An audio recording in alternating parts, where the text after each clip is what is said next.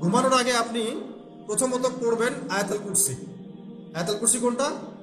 আল্লাহু লা ইলাহা ইল্লা হুয়াল হাইয়ুল কাইয়্যুম লা তাখুযুহু সিনাতুন ওয়া লা নাওম, এখান থেকে লাহু মা ফিস সামাওয়াতি ওয়া মা ফিল আরদি মান যাল্লাযী ইয়াশফা'ু ইনদাহু ইল্লা বিইذনিহি ইয়া'লামু মা বাইনা আইদিহিম ওয়া মা খালফাহুম ওয়া লা ইউহিতুনা বিশাইইন মিন ইলমিহি ইল্লা বিমা শা'a ওয়াসি'a কুরসিয়ুহু সামাওয়াতি ওয়াল আরদ ওয়া লা ইয়াউদুহু হিফযুহুমা ওয়া হুয়াল আলিয়্যুল আযীম।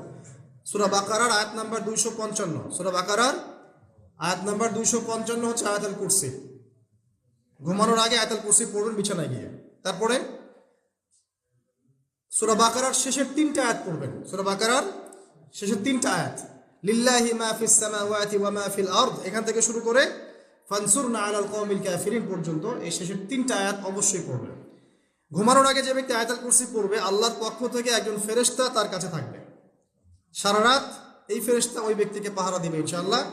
কোনো বিপদ আপদ তাকে স্পর্শ করবে না ইনশাআল্লাহ তাআলা। রাতের বেলা অনেক বিপদ হতে পারে, চুরি হতে পারে, ডাকাতি হতে পারে, তারপরে আপনার দুষ্ট জিন শয়তান উৎপাত করতে পারে, এছাড়া আপনার জাদুবিদ্যার কাজ হয় রাত্রেবেলা, মানুষ এগুলো করতে পারে, কুফরি কালাম করতে পারে, ক্ষতিকর প্রাণী আপনাকে কামড় দিতে পারে, অনেক কিছু হতে পারে। আপনি তো ঘুমের মধ্যে আছেন, আপনি জানেন না কি হচ্ছে। অতএব আয়াতুল কুরসি পড়বেন, ইনশাআল্লাহ আল্লাহ পাক আপনাকে হেফাজত করবেন ইনশাআল্লাহ। আর সূরা বাকারার শেষের 3টা আয়াত কেন পড়বেন? কারণ নবী সাল্লাল্লাহু আলাইহি ওয়াসাল্লাম বলেছেন, রাতের বেলা সূরা বাকারার 3টা আয়াত যে ব্যক্তি পড়বে, সারা রাত যদি আপনি নফল নামাজ পড়তেন যে নেকি হতো, এই 3 আয়াত পড়ার মাধ্যমে সেই নেকি হয়ে যাবে ইনশাআল্লাহ। ঠিক আছে? সারা রাত ধরে নফল নামাজ পড়া কি কষ্টকর না? এটা সবচেয়ে সহজ হচ্ছে আপনার সূরা বাকারার শেষের 3টা আয়াত পড়বেন, ঘুমিয়ে যাবেন ইনশাআল্লাহ। সারা রাতের নেকি আপনার আমলনামায় লেখা হবে। এগুলো শুধু বললেই হবে না আর শুনলেই হবে না, আমল করতে হবে কবে থেকে? ইনশাআল্লাহ আজকে থেকে। আল্লাহ পাক সবাইকে আমল করার তৌফিক দান করুন, আমিন। এরপর কি করবেন? এরপর 3 কুল পড়বেন। কয় কুল? 3 কুল। কোনটাকে 3 কুল বলে? বিসমিল্লাহির রহমানির রহিম, কুল হুয়াল্লাহু আহাদ এটা একটা, কুল আউযু বিরাব্বিল ফালাক এটা একটা, কুল আউযু বিরাব্বিন নাস এটা একটা। এই 3টা সূরা কার মুখস্থ নাই? এমন কেউ কি আছে যে এই 3টা সূরা মুখস্থ নাই? আছে? যদি থাকে তার গলায় দড়ি দেওয়া উচিত। যদি এমন কেউ থেকে থাকে মুসলিম সমাজে যার এই 3 কুল মুখস্থ নাই, তার গলায় দড়ি দেওয়া উচিত লজ্জায়। আত্মহত্যা করতে উৎসাহিত করছি না।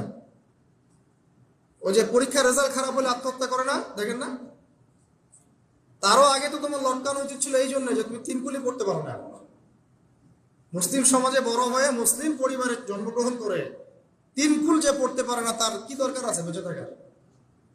কি কোন মুখ নিয়ে আল্লাহর সামনে দাঁড়াবেন? কোন মুখ নিয়ে নবী সাল্লাল্লাহু আলাইহি ওয়াসাল্লামের সামনে যাবে? ইয়া রাসূলুল্লাহ, আপনার উপরে পুরো 30 পারা কোরআন নাযিল হয়েছিল, আমি 3 কুলি মুখস্থ করতে পারি নাই, আমার জন্য সুপারিশ করেন। এই কথা কোন মুখ নিয়ে বলতে যাবে? তবে কোরআন একটা কিতাব, আলহামদুলিল্লাহ। একজন হিরোইন খোরও দেখবেন সূরা ফাতিহা পড়তে পারে, তাই না?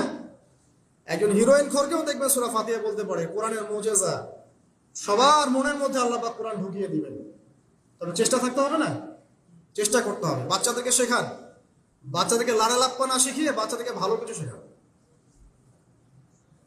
নাহলে এইসব সন্তানরা, এইসব যুবক যুবতীরা বড় হয়ে যে ফিল্ম স্টারদের পিছনে দৌড়াবে, পর্ন স্টারদের পিছনে দৌড়াবে। বিদেশ থেকে কোনো মেয়ে যদি বাংলাদেশে আসে নাচতে, এদেরকে দেখতে টিকিট কাটতে যাবে 12,000 15,000 টাকা দিয়ে। সুসন্তান মানুষ করে যান, কুলাঙ্গার প্রজন্ম জন্ম দিয়ে কি দরকার? এর চেয়ে বাচ্চা নেওয়ারই দরকার নাই। বাচ্চা কাচ্চা এভাবেই মানুষ করবেন, তাহলে নেয়ারই দরকার নাই ভাই। বন্ধা থাকেন, বিয়েই করার দরকার নেই আপনার। বাচ্চা তো মানুষ করতে পারছেন না। আল্লাহ পাক আমাদেরকে বোঝার তৌফিক দেন। 3 কুল পড়ে ঘুমাবেন। 3 কুলের মধ্যে একটা সূরা ইখলাস, একটা সূরা ফালাক, একটা সূরা নাস। কি হবে এটা পড়লে? নবী সাল্লাল্লাহু আলাইহি ওয়াসাল্লাম বলেছেন, দৃশ্য বা অদৃশ্য, মানে যা দেখা যায়, যা দেখা যায় না, এই দৃশ্য অদৃশ্যের জগতের কোনো ক্ষতি তাকে স্পর্শ করবে না। প্রোটেকশন, আল্লাহর পক্ষ থেকে প্রোটেকশন। আর এটা যখন রাতে পড়বেন তখন এভাবে পড়বেন। একবার সূরা ইখলাস, কুল হুয়াল্লাহু আহাদ, তারপর সূরা ফালাক, কুল আউযু বিরাব্বিল ফালাক, তারপর সূরা নাস, কুল আউযু বিরাব্বিন নাস পড়ে 2 হাত একত্রিত করে ফু দিবেন। দিয়ে মাথা থেকে নিয়ে এভাবে, পুরো মাথা থেকে নিয়ে পুরো বডি এভাবে মাসাজ করবেন, এভাবে। ঠিক আছে? এটা 3 বার করবেন, একবার না। একবার পড়বেন করবেন আরেকবার তিনবার। এরপরে পড়বেন সূরা কাফিরুন। কোন সূরা? কুল ইয়া আইয়ুহাল কাফিরুন লা আ'বুদু মা তা'বুদুন। এই সূরাটা পড়বেন লাকুম দীনুকুম ওয়ালিয়া দীন পর্যন্ত। কি হবে? আল্লাহর রাসূল সাল্লাল্লাহু আলাইহি ওয়াসাল্লাম বলেন যে রাতের বেলা ঘুমানোর আগে কেউ যদি সূরা কাফিরুন তেলাওয়াত করে ঘুমিয়ে যায়, আল্লাহ পাক ওই ব্যক্তিকে শিরকের পাপ থেকে মুক্ত রাখবে ইনশাআল্লাহ। আমি অনেক লেকচারে বলেছি, আবার বলছি যে যত মানুষ জাহান্নামে যাবে, হাজারে যে 999 জন মানুষই জাহান্নামে যাবে, তাদের আমলনামার মূল পাপটা হচ্ছে শিরক। কথা বুঝতে পারছেন? এই যে হাজারে যে পুরো 99% মানুষ জাহান্নামে যাচ্ছে, এটা তো হাদিস। তার মধ্যে যারা জাহান্নামে যাবে তাদের আমলনামায় সবচেয়ে কমন যে পাপটা থাকবে সেটা হলো কি? শিরকের পাপ। কারণ শিরক ছাড়া আল্লাহ পাক যে কোনো পাপ তওবা করলেই যাকে ইচ্ছা মাফ করে দিতে পারে। শিরকরত অবস্থায় কোনো মানুষ যদি মারা যায় তাহলে সে ব্যক্তি জাহান্নামে যাবে, এটাই চূড়ান্ত, ইল্লা মাশাআল্লাহ। তো সূরা কাফিরুন যদি আপনি তেলাওয়াত করেন, আল্লাহ পাক আপনাকে শিরক থেকে বাঁচাবেন। শিরক সম্পর্কে বিস্তারিত জানার জন্য আপনি পড়েন কিতাবুত তাওহীদ। কোন বই? কিতাবুত তাওহীদ। এই বইটাকে পড়েন, দেখবেন এখানে শিরকের সমস্ত বিষয়গুলো লেখা আছে। কোন কোন কাজ করলে শিরক হয়, কোন কোন কথা বললে শিরক হয়, কি চিন্তা করলে শিরক হয়। মনে রাখেন, এই যুগে সবচেয়ে বেশি যে পাপে মানুষ ডুবে আছে এটা হলো শিরকের পাপ। শুধু শিরক নিয়ে আমি আলাদা লেকচার দিব ইনশাআল্লাহ, কারণ এখন শিরকের আলোচনা শুরু করলে আর প্রোডাক্টিভ মুসলিম আলোচনা করতে পারবো না। এটা এত ডিটেলস একটা সাবজেক্ট। মনে রাখবেন, শিরক চিন্তায় হয়, কথায় হয় এবং কাজে হয়। এই 3 শ্রেণীর শিরকের বিস্তারিত বিবরণ দেওয়া আছে কিতাবুত তাওহীদ নামের একটা বই। বাজারে কিনতে পাওয়া যায়, পড়ে দেখবেন। আর কি? রাতের বেলা শোয়ার আগে পড়বেন 33 বার সুবহানাল্লাহ, 33 বার আলহামদুলিল্লাহ এবং 34 বার আল্লাহু আকবার। আল্লাহর পক্ষ থেকে আপনার শরীরে শক্তি আসবে। এটা যারা নিয়মিত আমল করে, আল্লাহর পক্ষ থেকে তাদের শরীরে শক্তি আসে। হ্যাঁ, কারণ এইটা রাসূল সাল্লাল্লাহু আলাইহি ওয়াসাল্লাম কাকে শিখিয়ে দিয়েছেন? তার মেয়ে ফাতিমা রাদিয়াল্লাহু আনহাকে। ফাতিমা রাদিয়াল্লাহু আনহা এবং আলী রাদিয়াল্লাহু আনহু তারা দুজন গিয়েছেন আল্লাহর রাসূলের দরবারে, গিয়ে বলেছেন আমাদেরকে একজন দাসী বা দাস দিন। বাসার অনেক কাজ আমরা করতে পারি না, লাগে না কাজের মানুষ। নবী সাল্লাল্লাহু আলাইহি ওয়াসাল্লাম বলছেন যে আমি কি তোমাদেরকে এমন কিছু শিখিয়ে দিব যেটা তোমাদের এই দাস দাসের অভাব পূরণ করে দিবে? প্রয়োজন হবে না, অবশ্যই শিখিয়ে দিন।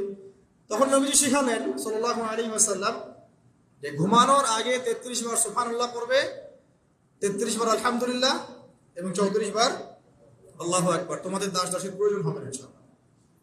তোর ব্যাখ্যায় অনেক ওলামায়ে কেরাম বলেছেন যে এটা নিয়মিত আমল করতে থাকলে রোগ ব্যাধি কম হয়, শরীরে শক্তি আসে, এনার্জি বাড়ে, আপনি নিজের কাজ নিজেই করতে পারবেন ইনশাআল্লাহ। আসুন সামনে যাই। এরকম ঘুমানোর আরো বেশ কিছু আমল আছে, আমি অল্প কয়েকটা বললাম, এগুলোই করা শুরু করেন, আল্লাহ তৌফিক দান করুন। আর যদি পারেন ওযু করে ঘুমাতে পারলে আরো বেশি ভালো হয়। এবার আপনি ঘুমাচ্ছেন ডান কাত হয়ে, কি পড়বেন এই সময়? আল্লাহুম্মা বিইসমিকা আমুতু ওয়া আহইয়া। আলহামদুলিল্লাহ, দোয়া সবার ব্যবস্থা আছে। এবার ঘুমান।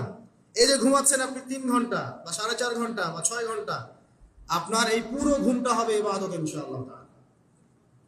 এবং পবিত্র অবস্থায় ঘুমানোর অভ্যাস করতে থাকলে আল্লাহর পক্ষ থেকে আপনি সত্য স্বপ্ন দেখতে পারেন। এখনকার সায়েন্স এগুলো বিশ্বাস করে না, আর এই সায়েন্সকে নিয়ে আমার কোনো মাথা ব্যথাও নাই। কারণ এই আজকে একটা কথা বলে, কালকে একটা কথা বলে, ঠিক আছে? আল্লাহর পক্ষ থেকে আপনি সত্য স্বপ্ন দেখতে পারেন। ইউসুফ আলাইহিস সালাম জেলখানায় বন্দী, সূরা ইউসুফ পড়ে দেখেন। তখন কয়েদিদের মধ্যে 2 জন স্বপ্ন দেখেছে। একজন স্বপ্ন দেখছে তার মাথার উপরে রুটি, উপর থেকে পাখি এটা ঠোকরে কি করছে, খেয়ে নিয়ে চলে যাচ্ছে। আরেকজন স্বপ্ন দেখেছে যে সে শরাব পান করাচ্ছে একজনকে, আছে না সূরা ইউসুফে? তো ইউসুফ আলাইহিস সালাম বললেন যে যার মাথা থেকে পাখি ঠোকরায় খেয়ে নিচ্ছে খাবার, তাকে শুলদণ্ড দেওয়া হবে। আর যে শরাব পান করাচ্ছে সে অতি শীঘ্রই মুক্ত হয়ে যাবে, জেল থেকে ছাড়া পেয়ে যাবে। কয়দিন পর তাই হলো। এই যে স্বপ্ন যারা দেখেছে এরা কি মুসলিম? এই স্বপ্ন যারা দেখেছে এরা কিন্তু মুসলিম না।